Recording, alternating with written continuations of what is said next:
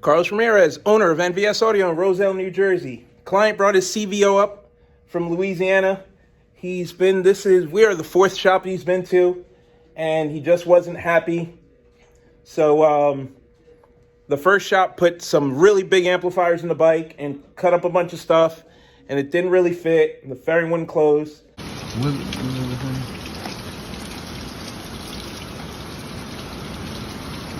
You ought to go down where you see that. You see right there where he cut it right there? And look at the amp where it's already eating to the side of my amp. See that there? Right there was eating inside of my amp. There you go. Look right there, right there. See right there where it's eating inside of my amp?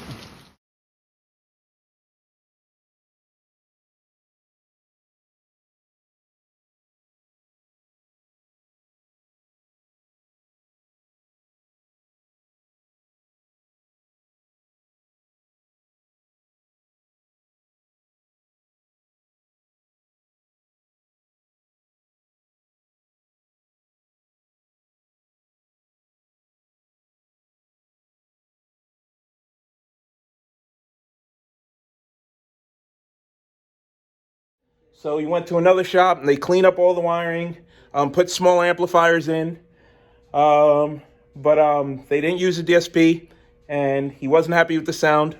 So he went to a third shop.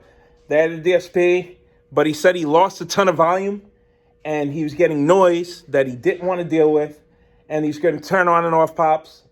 So he took the 20-hour trip and came to see us. We got rid of the noise within the first 15 minutes just by simply using our T-harness with the TR4 turn-on delay. Then we started going over the bike, and then most of the mistakes were made by the original shop. But now we got it cleaned up. The amps are bolted down to our PVC plate that we use on all the Street Glides. The factory radio harness is repaired, and then it's our T-harness into the factory harness, then into the DSP. Everything fits. The fairing closes nicely. Now we're reconfiguring the way the power is distributed to all the speakers. We're going to run the tweeters active. So we're halfway through the build, and he's already super happy with the way it sounds.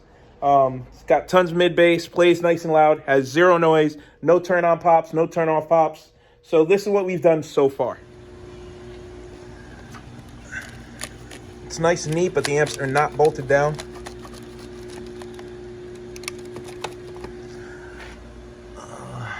DSP is giving us noise.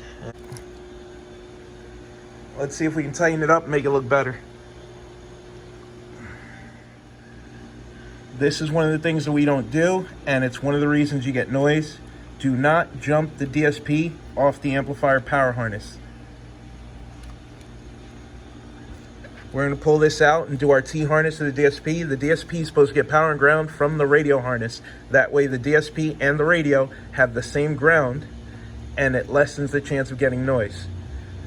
This ground is not the same as the ground that comes from here. Completely different. This is wrong.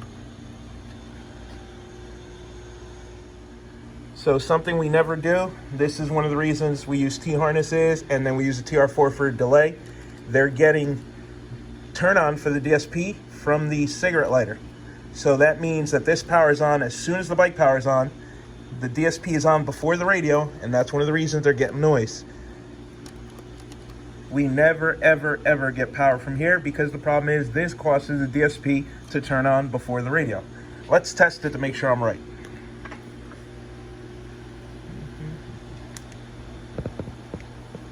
Radio's on. Look at that, the amps are on. We just got a pop, and the radio hasn't even booted up yet. Amp should not be on yet.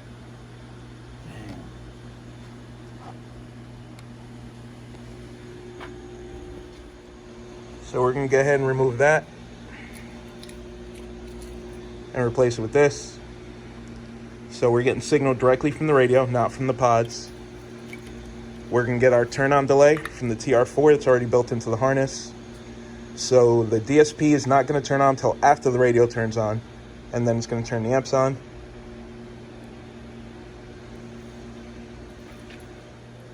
Factory harness was cut to get signal. We don't do it that way. We're gonna solder this back to factory and then use our T-harness. So we're going to connect this back and test to tape this harness back to factory. Okay, we have cut wires here. There's no need for that. They make an adapter. So we have to solder that back. You get the most out of these speakers by running them active. We're going to remove the crossover, run the tweeters to the front, give them their own channel. But this is the part that disappoints me the most. You have this plastic plate all jaggedly cut. There's a gap so water can get in there, and you're losing bass if there's a gap. They make the right part for this. American Hardbags makes it. This is the correct adapter. The problem is the 6-9 is actually hitting this plastic adapter, and it's causing the speaker to pop and distort. This is the proper adapter. This is the proper spacer to clear the lock assembly. Then if you need more clearance, American Hardbags make spacer that you can put between there and the speaker.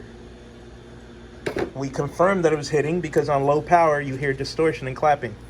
So water can get in through there, plus we're losing bass. The cuts are all jagged.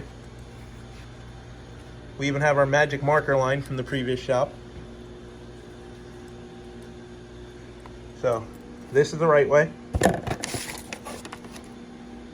This is the wrong way.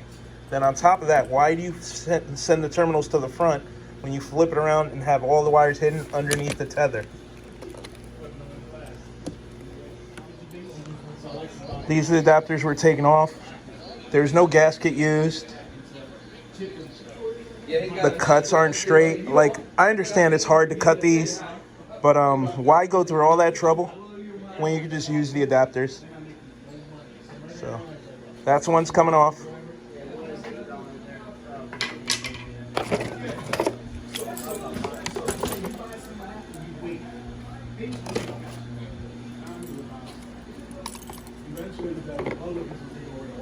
See how beautifully that fits in? Look at that. No gap. And we didn't even add the gasket tape yet. It's going to line up beautifully. It clears the lock assembly. It's just a better way to do it. So we're running a second line to the tweeters and the bags. We're taking the passive crossovers completely out. They drilled a hole at the top of the bag, so now we're forced to make our connections along with theirs. We normally like it at the bottom of the bag. They didn't cut up the factory connector, so that's good. The power lines are kind of short, so we're rerunning the power lines, running new power lines, and putting our distribution block here on the side like we normally do. So these are the Focal grills that they used. There's not even a Focal speaker on the bike. And then these grills are infamous for flying off on the highway and scratching the paint on the bike. So they put hot glue to keep the grill on.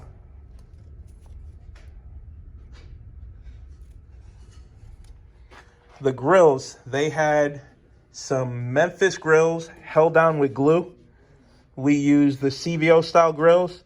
That's held down with mechanical fasteners, so no more glue. Much better look.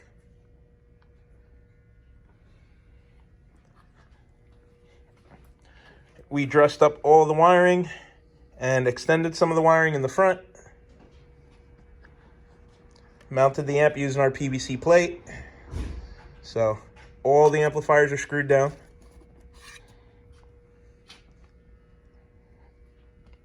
That's how far we've gotten today.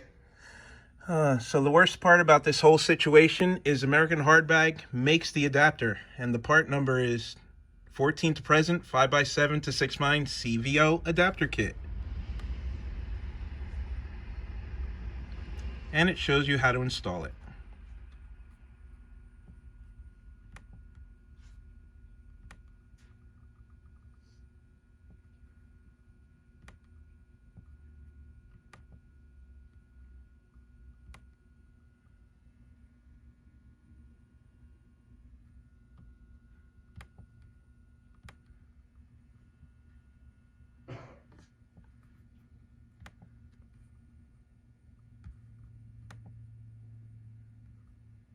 Includes the gasket tape. shows you where to cut and drill. This is directly on their website.